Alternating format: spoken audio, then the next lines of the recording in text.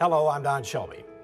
What you're about to see is one of the most exciting and humbling assignments of my career. I was asked to interview Bill Moyers. It's something like playing the piano for Mozart. Because to my mind, Bill Moyers is the greatest broadcast journalist of our age. He's won more than 30 national Emmys, a Lifetime Achievement Award from the National Academy of Television Arts and Sciences, 9 George Foster Peabody Awards, the broadcast equivalent of the Pulitzer Prize, 3 George Polk Awards, and the DuPont Columbia Golden Baton.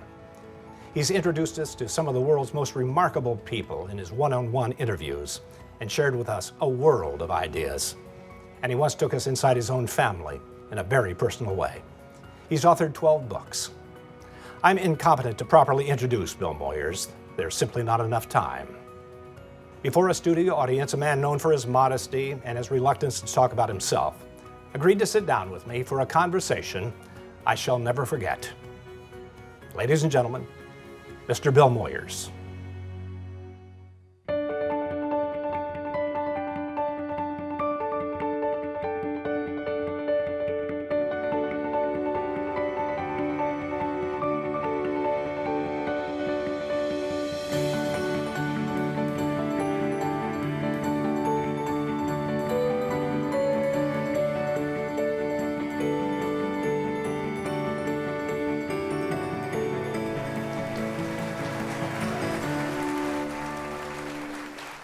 It started in Marshall, Texas, but it started before you were a journalist. Something unusual occurred in Marshall that taught you about this America. You were the son of one of the poorest people in town. Anywhere else and any other time, you wouldn't have had much of a shot. How did it happen that a poor boy got the shot you got? I was the beneficiary of affirmative action for poor white Southern boys. If you studied hard, worked hard, moved around town, met people, there were men, particularly men, in the town who would say, he's a comer, let's help him. He's a poor boy, let's help him. So the Rotary Club gave me a scholarship. The City Commission let me come and sit in on their meetings. I just was constantly touched by people older than I am who saw something in me that I didn't see in myself, and so they just kept moving me from one opportunity to another. But you know, in those days, the gap of income inequality was not so great. One of my best friends was Ann Blaylock, who was the daughter of the richest man in town.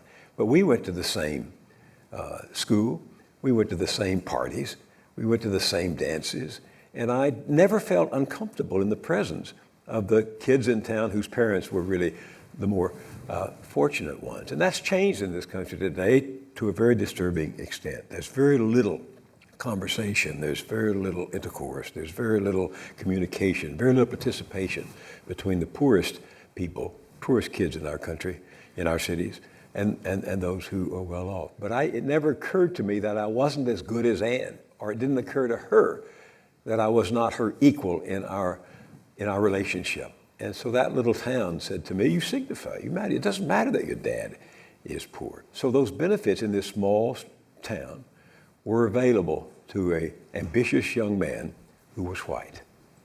You are 14 years old, you're in Marshall, Texas, and there's a political rally. And for the first time in your life, you see in person Lyndon Baines Johnson, the senator of the state of Texas. What did you think when you first saw him? I was bowled over by the helicopter. I was on the town square and the helicopter landed. He traveled the state. This is the 1948 election, which he was beaten by 87 very contested, and I have no doubt illegal votes down in the valley of Texas. But he was campaigning hard in a helicopter. So who didn't want to see a helicopter in 48, the first year that helicopters were used in campaigns? So I went down to the town square, and when he got off the helicopter, took his big Stetson and tossed it into the crowd. Now I later learned that he did that at every stop, and he had somebody on his staff who went and got the Stetson and returned it to the helicopter at the next stop so he could toss it again. I mean, I learned a lot about politics in that very moment, in that realization that this was part of the game.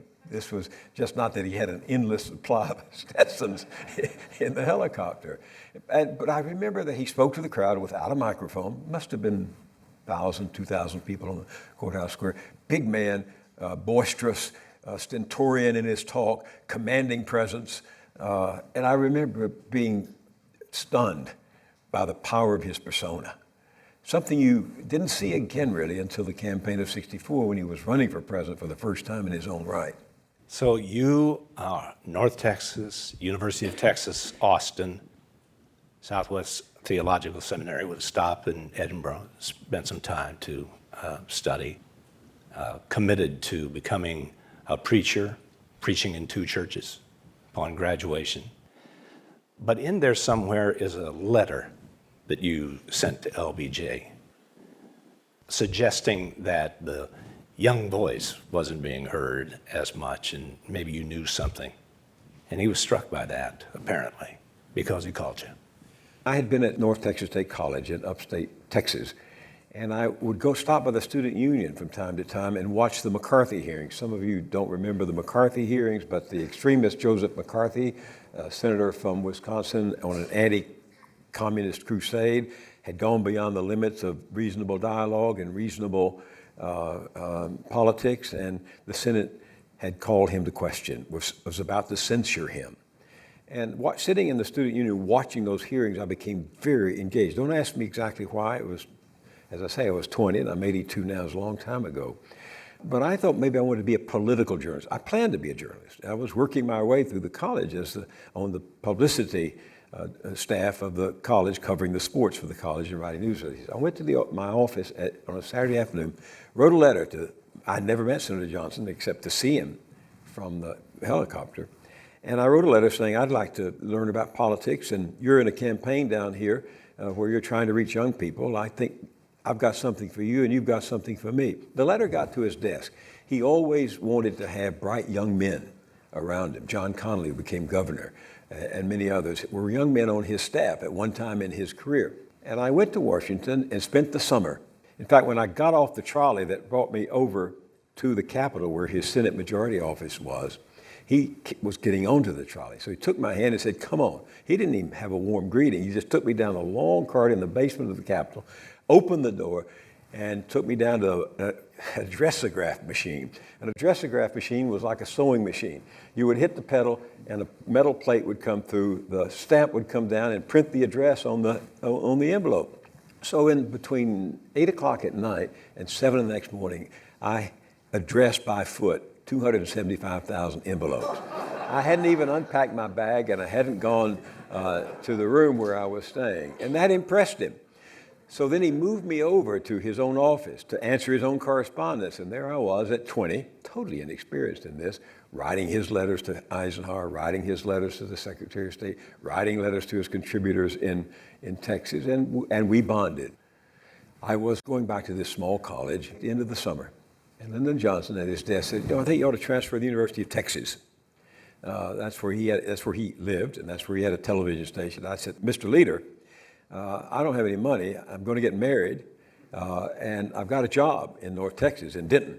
He said, I'll give you a job. KTBC? KTBC, the radio station, which somehow, mysteriously, was the only station in the country that could broadcast all 3 networks. I wonder how that happened. It had a monopoly. The favorable gods were looking down.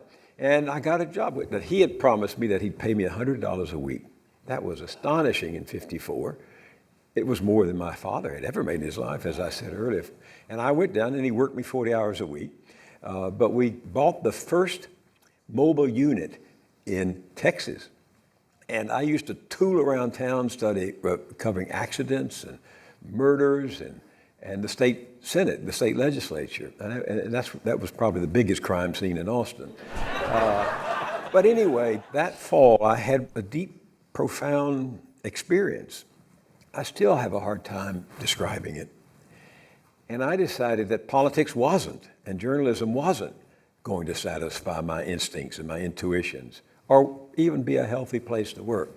So I decided to go and teach in a religious institution. I had to get my PhD first. So I went to the seminary, 4 years, and I was graduating in late December of '59. Judith and I, my wife, were packing our boxes to move back to Austin, where I had been accepted to do my PhD in American civilization. And I had a teaching assistantship at Baylor University, which is a Baptist school in Waco, halfway between Dallas and Austin. And the phone rang. It was 2 days after Christmas, and it was Lyndon Johnson. I hadn't talked to him in 2.5 years. He said, "Bill, how you doing?" "I'm fine, Mr. Leader." "What are you doing?" He said, "I'm packing to go back to Austin." And he said, No. He said, "I'm going to make a run for it. I don't think I'll get it, but I need you back." I hung up and I said, "Judith, pack for Washington, not for Austin." And we went up. On the way, she said, "What did he offer to pay you?" And I said, "I have no idea. He didn't mention it." And so I spent that year back in his office, traveling with him, spending every night in some hotel around the country, seeing all the politicians, meeting them, watching what happened. They would, they were heavy drinkers in those days. And after an all day of campaigning, they'd come to the hotel and they would drink until 1:30, 2:30, 3:30 in the morning. And I had to stay up until it was over. Of course, I learned a lot. But gradually that led me in the direction of Washington for my career. When he didn't get the nomination, he did get picked to be the vice presidential running mate. I started to go back to Texas then, and he said, "No, stay through the election, then you can go."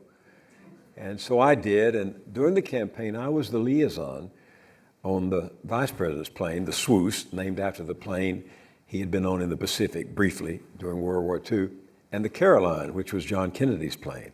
And I got to know the Irish mafia. To be frank, and others have written this, I was the only person on Johnson's team who could talk Boston and interpret Boston to Austin. and I became, in their eyes, somewhat valuable. So when the election came, and we won, barely, as you know, John Kennedy came down to the LBJ Ranch, and I'm sure the LBJ set him up for this, but John Kennedy was leaving, and he turned on the porch of the LBJ Ranch, saw me leaning in the corner, came over and said, "I hear you're not coming with us." I said, "No, I'm going to teach at a Baptist school when I get my PhD." And he said, "Don't you know Harvard was founded by a Baptist preacher?" He said, "We need you in Washington." So I went. And just a few months into working in the vice president's office, boring job, he was bored out of his mind. It was a non-job at that time.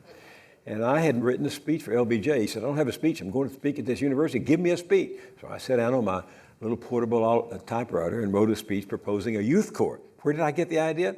From Hubert Humphrey in Minnesota. He had been advocating a youth corps, a Peace Corps. Kennedy, of course, picked it up, but so did we. And after the election, I realized as Kennedy announced that he was going to start the Peace Corps, that's what I wanted to do. So I began what became a strenuous and almost futile effort to wrest myself free of the vice president's office. And I was one of the founding organizers of the Peace Corps, became its first deputy director. And I had the 3 best years of my life. It was a new effort to send young people who were not in military uniform out to help shape the identity of America in the world and to give them a sense of a world that they would bring back. And I can't tell you, every time I come to Minnesota, every time I go to the Hubert Humphrey Institute, I gave the keynote speech at the Humphrey Institute when they opened it. People come up to me my age and younger, and they say, "We were in the Peace Corps. It was a defining moment of my life. It was mine." Couldn't have been happier. And one day in early October of '63, I got a call from Kenny O'Donnell, who was John Kennedy's most powerful assistant. "Bill, we want you to go to Austin. The president's going to go down there. We sent an Italian advance man from Boston, whom I knew, Jerry Bruno. We sent him down there, and he just can't understand each other. Our efforts in it. We got to raise money. We got to speak in Houston, and you got to go down and hold hands." So I did. I went down and was holding hands with the governor and the labor people and the liberals and the conservatives until the president got out of town. Sitting at the 40 Acres Club at the University of Texas, having lunch with the chairman of the State Democratic Committee and the most promising young member of the state Senate, Ben Barnes, the maitre d' came over to me and said, "Mr. Moyers, you've got a call." So I went and took it, and it was Bill Payne, the Secret Service agent assigned to me in Dallas. And he said, "Bill, the president's been shot." I immediately went back and told my colleagues and went right out to the airport. On the way, Ben Barnes arranged for a little aircraft to carry me to Dallas. Halfway between Austin and Dallas, Robert Trout on CBS said in a halting voice, "The president is dead." I landed at Love Field, started to town, to the hospital, Parkland Hospital, and got a dispatcher's call saying the president, Lyndon Johnson now, was on Air Force One. And at Love Field, right where we landed. Went back, went up to Air Force One. Secret Service stopped me. He didn't know me. And I wrote a note. What did it say? It's in the library. Mr. President, and don't ask me why intuitively I started calling him Mr. President. I'd always call him Senator or Leader. "Mr. President, I'm here if you need me, Bill Moyers." A few minutes later, the Secret Service agent came back and called me up the steps, and there I was on Air Force One. What was going through your mind? No awesome, my God, look at this. It was very practical. How do I help him? What's he going to do now? Because he had never expected to be president, wasn't ready for it, wasn't really prepared for it. And I was a practical guy. I mean, the Campaign of 60, organizing the Peace Corps, those were administrative and managerial jobs, and I'd never even been in the White House. And I was standing at the back of that plane saying, how can I be helpful? And when he went back into the bedroom of Air Force One, security had closed all the portholes, but he had opened the one in that inner office, inner bedroom, inner sanctum, and he was looking out quietly, very calmly. And I said, "Mr. President, what are you thinking?" And he said, "Are the missiles flying?" You know, we were in the midst of the Cold War. The Cuban Missile Crisis was not very long behind us. And I realized then that he had things on his mind he had never had on his mind before. And I just started filling in with the small details, calling the Speaker of the House, just functional things. And I was good at that. And one reason he came to trust me is because I had that sense of doing the details and not being conspicuous about it. But there were no great and noble or fearful thoughts on that plane coming back. Domestically, in the White House, LBJ pledged to carry out John F. Kennedy's mission. And Time magazine called you the young man in charge of everything. But the Vietnam War interfered and got in the way of these great hopes and dreams. Did you resent the war in that way? Did you resent the war as a man of the cloth? Did you resent the war as a public policy? In those first 2 years when I was in charge of the domestic program, I didn't think about the war. I mean, as we look back and as the documents are revealed, it turns out that many decisions were made in 64 and early 65 by the President, McNamara and Bundy. And as the war began to escalate, it was very troubling. You know, I wish that I had been a moral prophet and I said, this is going to end in disaster. It was tragic. I mean, it's one of those tragedies of history, which Lyndon Johnson is responsible for, that changed the course of our society.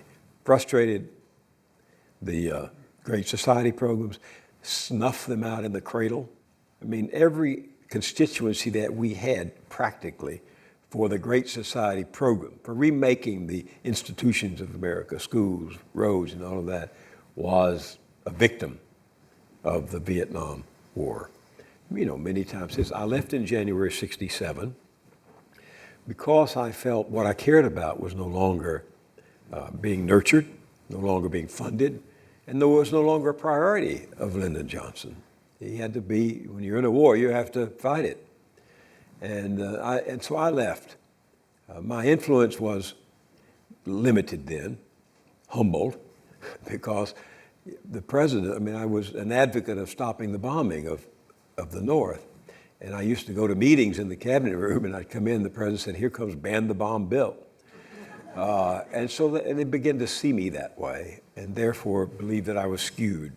no less a light than Doris Kearns Goodwin has said that Moyers should write the book because all of those blanks, even in Caro's work, can be filled in by Bill Moyers. And when I read Why You Won't Write a Book about LBJ, I was touched professionally and personally for why you said you won't do it. Would you tell people why you won't? There were so many reasons. I can't be sure I'm remembering the one that you are referring to, but there were many reasons, many reasons. First of all, I didn't want to be the thief of his confidence. I spent hours with the man, alone, on the campaign trail, in those first 12 months of our time in the White House. And he never believed that anything he said to me, whether he was drunk or sober, would become public. Secondly, I lived the experience, but I don't remember it that well, because there were so many things coming at me. I was telling my really good friends here this morning that when I left the White House, I put all my files in 100 boxes. We moved them to the Brookings Institute and then on up to New York when I was publisher of a newspaper. Never opened them after 25 years. Took them to our new home in New Jersey, put them in the attic, never opened them. I hadn't opened them for 50 years. So last year when we decided to sell our house, I had to get all of those boxes out, including the carcasses of mice and the shells of creatures of all kinds. And I opened them. And the first box I opened was the first 3 weeks in the White House. And all we could do, I didn't even have an assistant that I had known. That's how we were thrust into the hurricane. 5 of us, 6 of us, the president, Mrs. Johnson, Jack Berlini, me, Horace Busby, and a couple of others. And they were all the Kennedy people, but they were so grief-stricken and so shattered that we felt as if we were alone on the island, and the island was in the midst of this great tsunami. And so I just put my files and all my correspondence, cables, and all of that in the files. Here I was, 29 years old, and there were cables coming in from the uprising in Nigeria and the civil war in Cyprus and the turmoil of the British government, which was in trouble, and information about the movement of Chinese troops toward the border of Korea, and right on down the line. I mean, there was one issue after another. And what did we know about them? What did I know about them? I'd been at the Peace Corps. Even Lyndon Johnson, who had been in many of those meetings with President Kennedy, what did he know about them? And suddenly decisions were being made about issues for which there was very little time to collect the evidence. Lyndon Johnson kept saying to me in all those years, a man's judgment is no better than his information. And I really believe that. And that has guided me in my journalism career the last 44 years. My opinion isn't worth a pig's ass, if you don't mind my saying so, unless I can back it up with evidence. You said in a couple of places in some of the books that you have written, more than a dozen books, and the thousands of hours of television you produced, I found 3 references to the word atonement, where you talked about a personal need to atone. When you said to William Sloane Coffin in one of the very last conversations you had with Reverend Coffin, you were saying you were glad that you had grown old enough to begin to account for, in essence, the sins of the past. And he said to you, Bill, we have a lot to atone for. Has your journalism career, and I will make it easier for you if you want to answer it this way, because it has with me, been an atonement, in a sense, a redemption? I don't look at it that way, and I never have. But let me say, in the crucible of power, you make a lot of mistakes. Some of them come from character, and some of them come from a paucity of information, and some of them come from haste. But you make a lot of mistakes. You don't see the consequences until you're out of the battle, till the war's over, and you can read what the other side said, the other troops on the other side of the trenches, or the files in North Vietnamese records, or in the Kremlin library. You don't really know that you misjudged it or made a mistake, presidents or staff assistants to the president. You make a lot of mistakes. And if you let the mistakes eat away at you, they will destroy you. But you learn certain things, that you're happier if you are trying to report the truth than if you're trying to conceal it. You have more fun. You feel better at night if you're trying to find the truth instead of trying to cover it up. When I became press secretary, against my will, by the way, the president went through 2 or 3 press secretaries. He said, I want you to be press secretary. I said, Mr. President, I don't want to do it. Thank you anyway. Second time, didn't do it. Third time, I said yes, because I still have my shoulder out of joint here. And that afternoon, I flew home to see my wife, who was in Dallas visiting her parents. And as we went to bed that evening, she had on her red and white silk pajamas. I said, you know, this is the beginning of the end. And she said, why? And I said, because no man can serve 2 masters. If you're trying to help the president get his ideas across, you're serving his interest, rightly. But if you're trying to help the press understand why he's making those decisions or what they mean, you're trying to help the press. And there were moments that grew in intensity and paranoia in which he thought I was serving the press more than I was serving him. But at some point you came to the conclusion, standing at the lectern in the White House, that you wanted to be on that side. Yes, I remember it clearly. It was in the briefing room. My office was the briefing room. By the way, there were only about 40 or 50 accredited reporters in the White House then. There are now 1,100. So I had a small office, and then we briefed the press there. And I knew we had carefully arranged for the president to go to Bethesda Hospital and have a surgery, gallbladder surgery. But I couldn't let that out until after 3 o'clock, because the first line that would have gone out from the press corps, they would have rushed out and said, Johnson to go for surgery. And we agreed. We called the Fed, we called the Secretary of the Treasury. Oh no, it could bring the market down if you do it before 3 o'clock. It could bring a government down. And Johnson said it could bring my government down. So we calculated a carefully thought out strategy.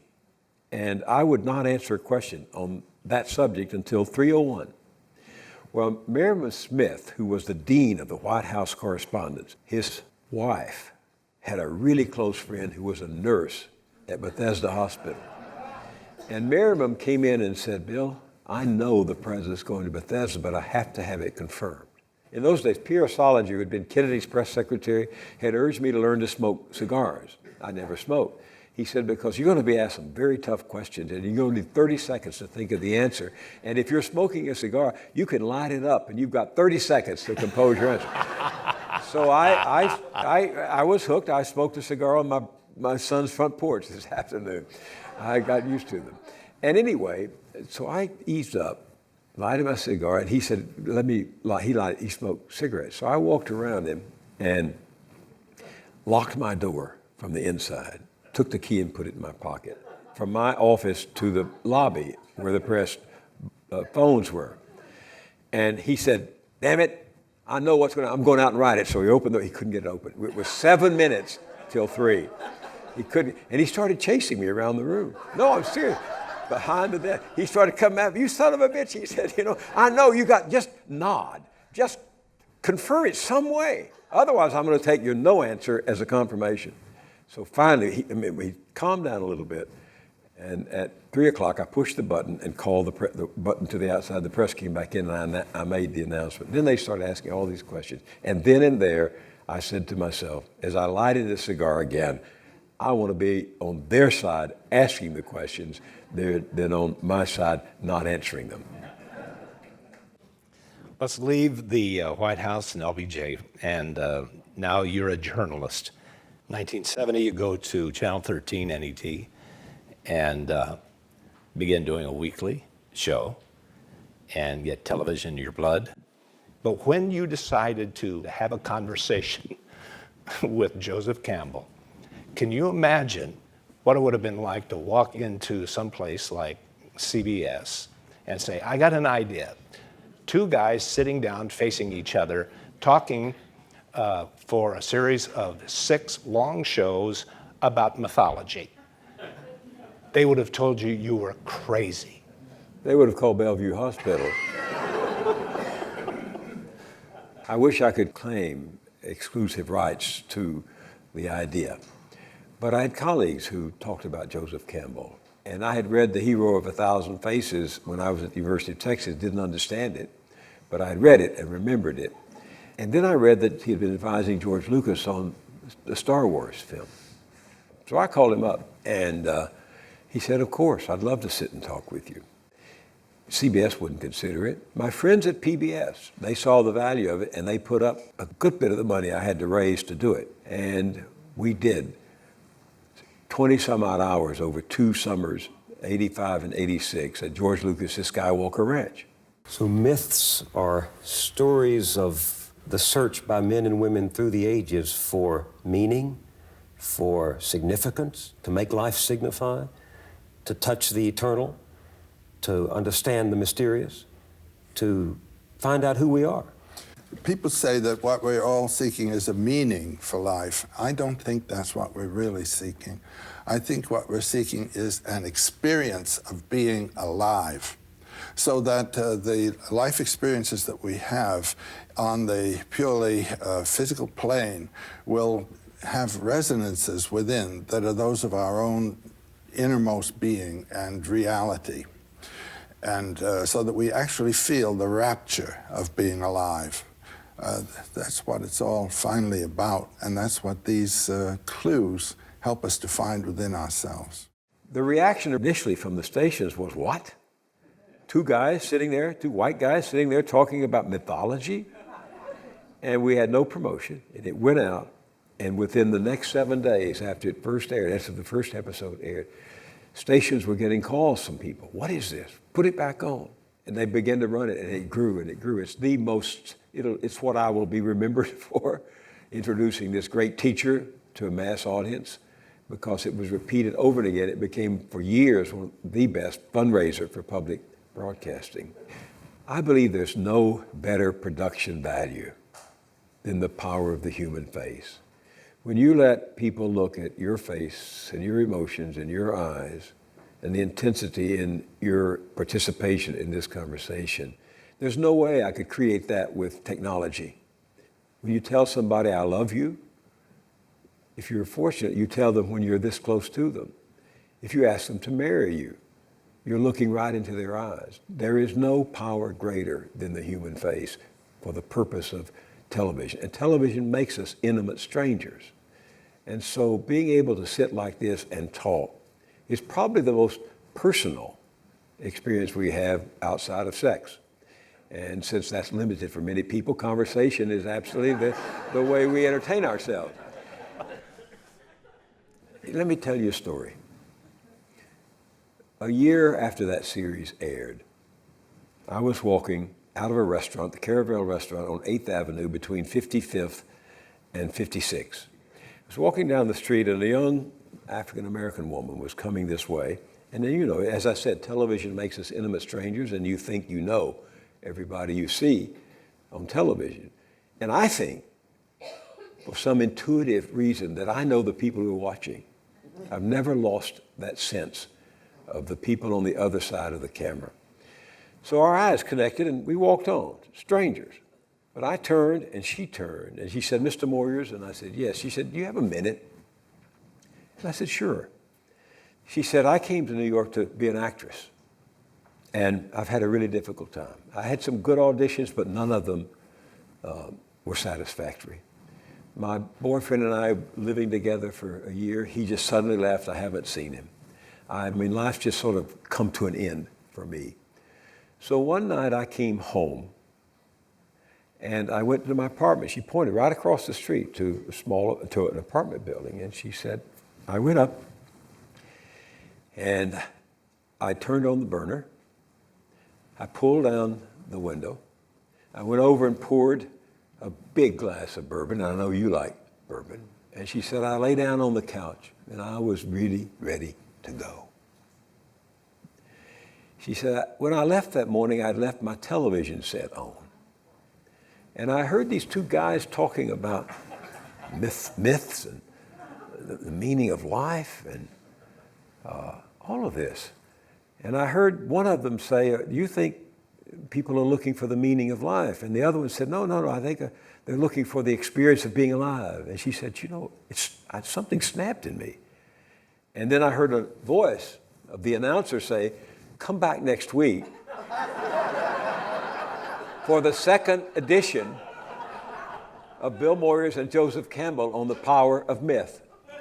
And that postponed her She got up, suicide. she said, I poured the bourbonette, I turned the burner off, I opened the window, and I watched every one of those episodes. And what I decided, standing on the street, what I decided is, I don't need to be an actress, but I need to experience the possibility of life every day.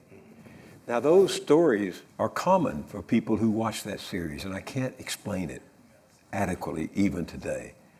But this medium has the power to touch and move, inform, and connect people. And that's what I discovered in doing it, and why I've done it for 44 years, and why I've done 1,000 or more hours of television. Because public affairs is more than the news of the day. It's the truth of poetry, which is a greater truth than you can get from any politician. William Carlos Williams said, people are dying for lack of the news they don't get on the evening news. It can take people far away. It can connect people who don't know each other, intimate strangers. I mean, the marriage of the image and the word, most powerful combination of truth-telling and experience sharing we've ever had. It's not the cuneiform tablet. It's not the printed word, which is wonderful, but it's a marriage of the two. And from that coupling comes something creative. And when it's done this way, it is the most important and valuable contribution to our understanding each other that man has ever invented. I want to read you a quote, which you know, and many people in our audience will probably know the first half.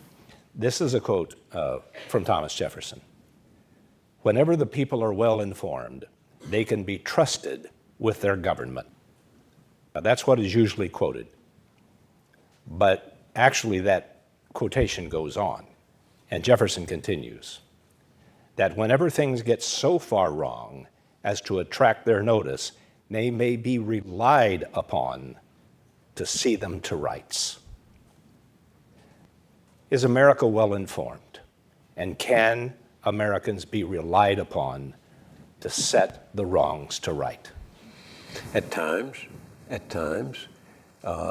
Generalizations are generally wrong, and I would not say the American people are not informed. Many are not. They don't want to be informed. So they move through life with a limited supply of what it takes to think critically, but many others are. It's like journalism. I don't speak of the media anymore because Bill O'Reilly's in the media and Bill Moyers is in the media, and we are different journalists.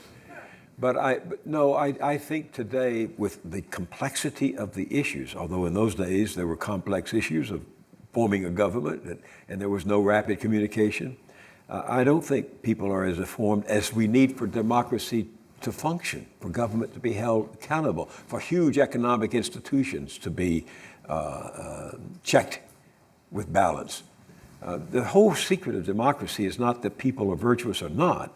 It's that some are virtuous sometimes and they're not virtuous other times, and some are not virtuous and then they are. What we need is checks and balances. It's the balance of power when both parties are trying to do the right thing, or one's trying to do the wrong thing and the other's holding it account.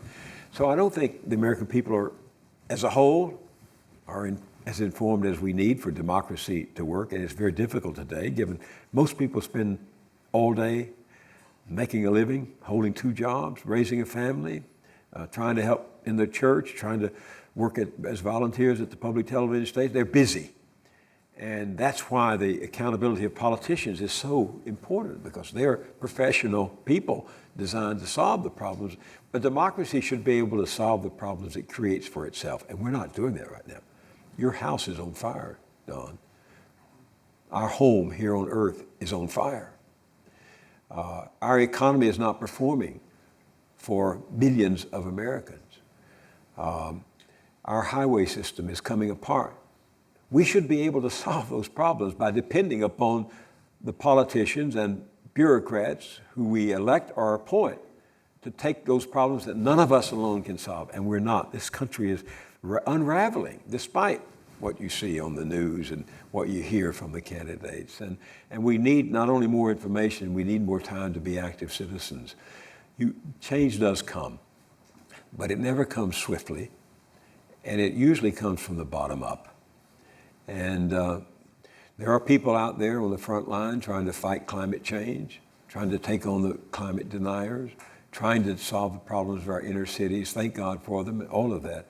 But they're up against almost insurmountable odds. And if we had a truly independent, nonpartisan, truth-telling media, we'd be in a lot better shape. You know, there's a great line in the play Night and Day by Tom Stoppard, where the photographer in that play says, people do terrible things to each other, but it's worse when they do it in the dark.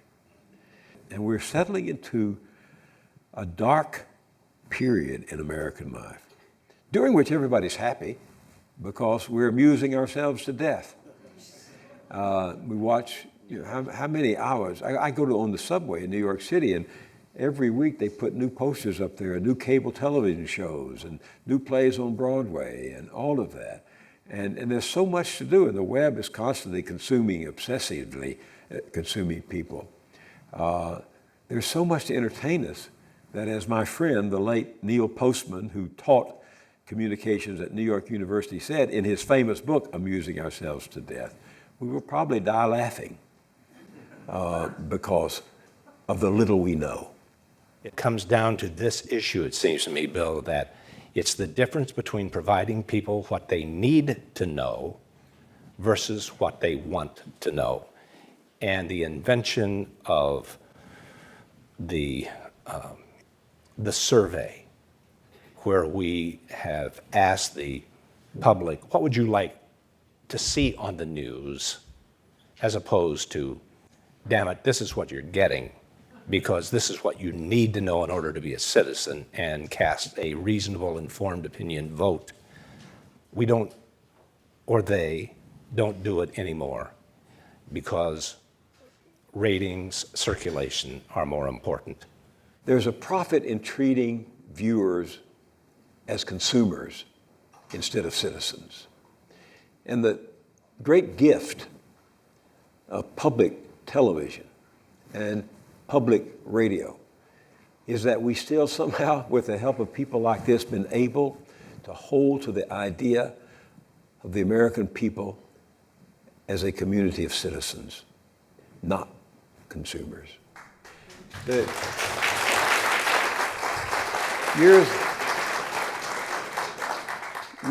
Years ago, Don, I met a professor of English, a great cultural critic at Yale, a man named Clint Brooks.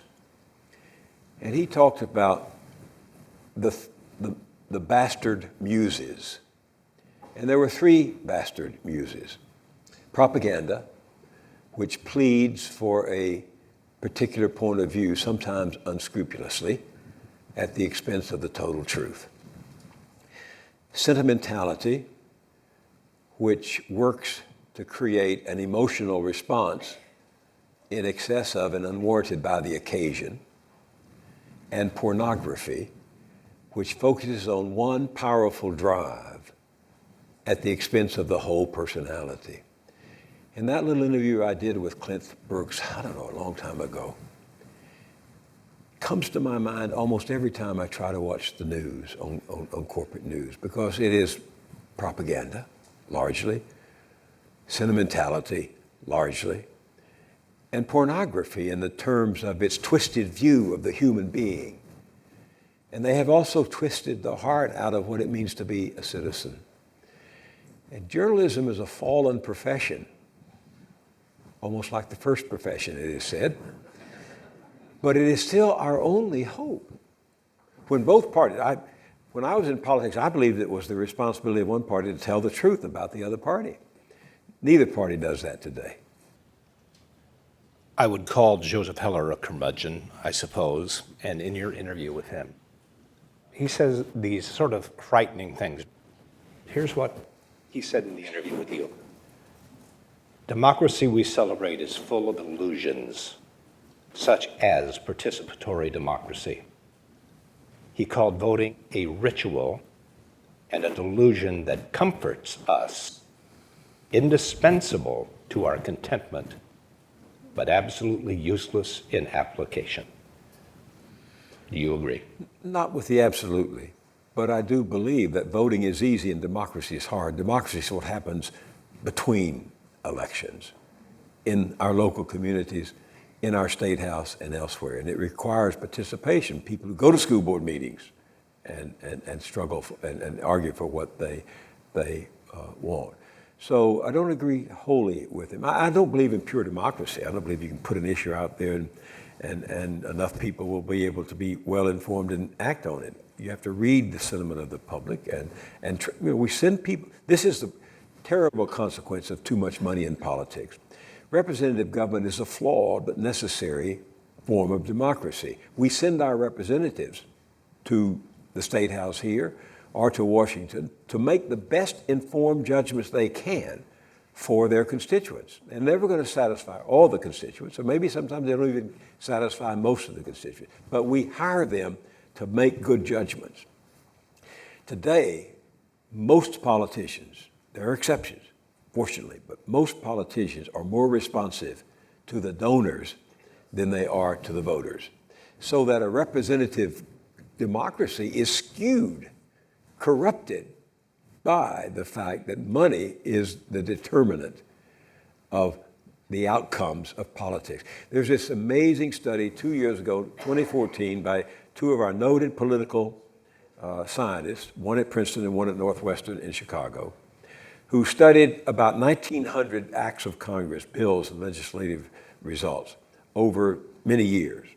And they concluded that we're no longer a democracy. We're very close to being an oligarchy in which a relative handful of very wealthy people control power, which they use to further privilege their wealth. And they've got it. These are not radicals. These are really good political scientists. And I believe that. I believe we're that close to the finality of a plutocracy in which a very few number of people make our decisions, and many times and mostly make the decisions to perpetuate their wealth.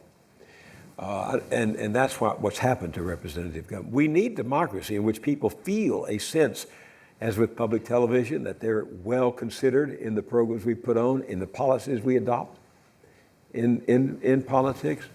And we don't have that at the moment, rarely. I mean, we have a dysfunctional government in Washington today. By the way, you know, I do have a reverence for the Constitution because they attempted to try to create a government of, by, and for the people, even though they discovered that was a very difficult thing. But they had this built-in conflict that I didn't realize when I was growing up. I mean, the man who wrote, "All men are created equal," with his hand on that pen, that was the same hand that caressed the breasts and thighs of his slave, Sally Hemings. Different time, different morality, but how could he reconcile writing these noble words, "All men are created equal," when he bedded a young woman over whom he had total domination, and she had to do what he wanted her to do? They had these children together. How do you reconcile those opposites in your mind? I don't know. But it is that conflict in the intelligence and decision-making of the people in power that we have to constantly question. And so I have a different view of the Constitution. I mean, I didn't even know when I was growing up it protected slavery. was that many of the founders were slave owners. Slavery is woven like a dark thread through our history, and our founding fathers were culpable. And the point of it is that change has to come from people like us who don't take for granted or take with finality what those in power tell us, and who fight for the justice and the liberty and the equality that is mentioned in the Declaration. To me, the Declaration is the much greater, more powerful of the instruments of our government. So, I mean, you keep revising. The older you get, you keep revising what you know. And that's why living to an old age, if you're lucky to have your health, is a wonderful internal and perpetual university.